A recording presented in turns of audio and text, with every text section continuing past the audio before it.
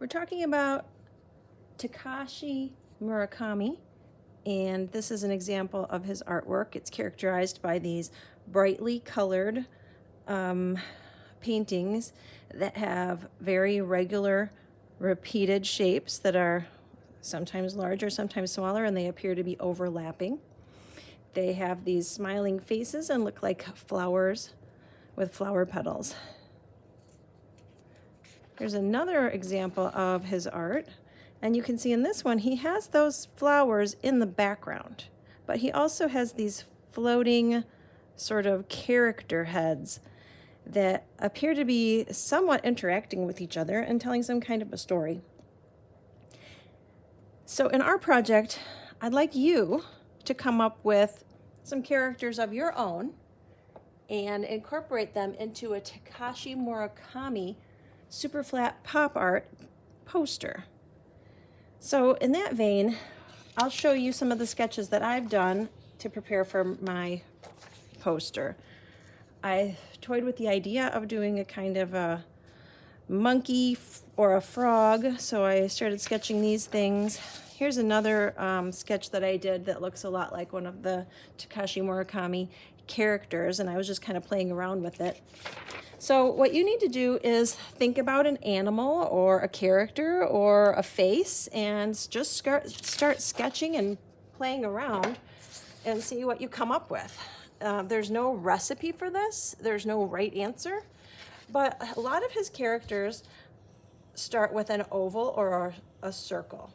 So you can see this one starts with an oval, and then it has this oval sort of inside of it like this. And I usually start out with a really sketchy line, and then I darken it up after I'm happy with it. You can always do lots of erasing when you're sketching. This is just for practice, and it doesn't have to be perfect, so please don't get stressed out about it. Now, if I'm just copying that one, I might do something like this. Oh, I'm running out of space on my page for the ears.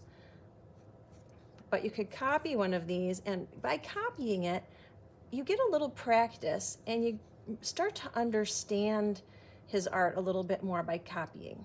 So it's a great idea if you're not quite sure where to begin, to start by copying.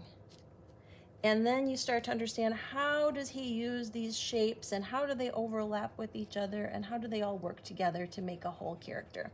So starting by copying some of these might give you your own ideas, and then you might think, oh, I think it would be cool instead of this shape, maybe I could try a different kind of an ear, or maybe some kind of a halo, or whatever that might be. So maybe you'll start by doing some kind of a halo design.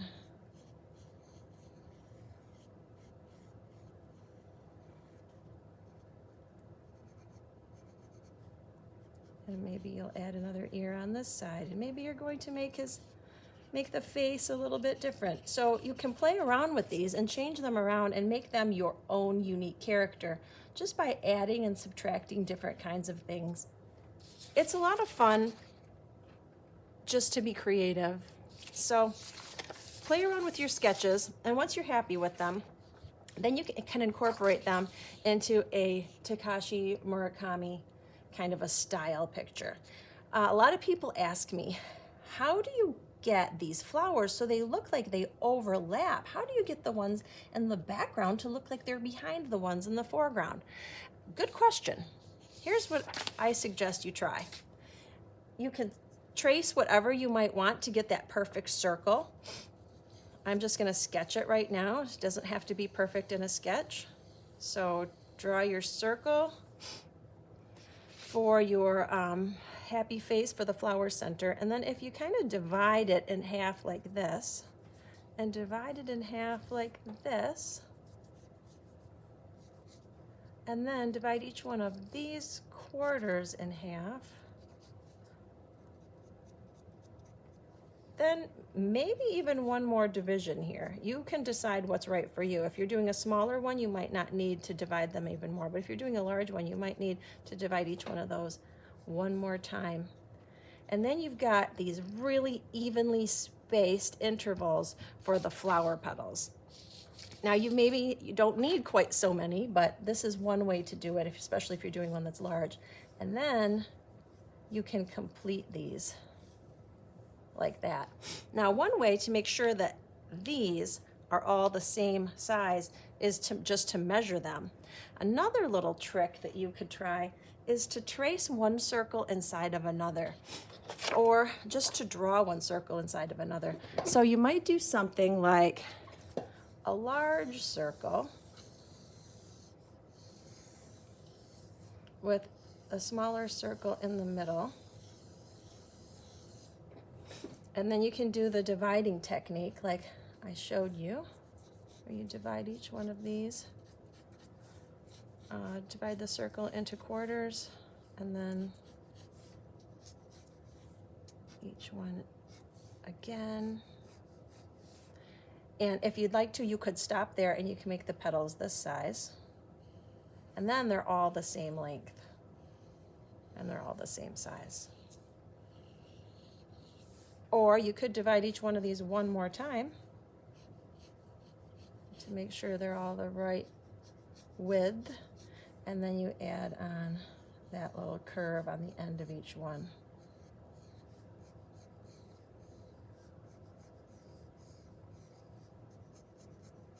And then, of course, after that, you could darken it up with your colors and your outlines. A lot of these faces have these sort of oval eyes that kind of tilt inward. Now, you don't have to copy them exactly. You could make your own characters completely. But if you want to make them look like Takashi Murakami's, the top of the smile usually has a little bit of an arch to it. And then the bottom of the smile scoops down kind of like that.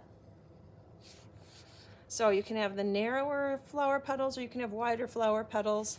This is just one way to approach this. Now, if you want to do one behind this one, here's a trick. After you're finished with your first one that's in the foreground, you can tuck one in behind it by making one that goes this way. And it looks like it goes behind this one. By the time you do all these flower petals, you can make your flower petals like this, and then the ones that look like they're going behind, you can't complete them, so they look like they're going behind that one. So it looks like it's overlapping, and you give that illusion of depth. And then again, you would continue completing all your flower petals, and you can even do one that's like partway, the circle is partway behind those. And then you can still do your divisions the same way for your flower petals, but you just kind of have to imagine where these ones are. And then this flower looks like it's behind both of these other two flowers. And again, then you go through and erase the lines that you no longer need. And you can darken up the parts that you like, and you can erase the parts that are just your sketchy practice lines. You can change it around until you're ready, and then add your outlines and your color. I hope you enjoy your Murakami project.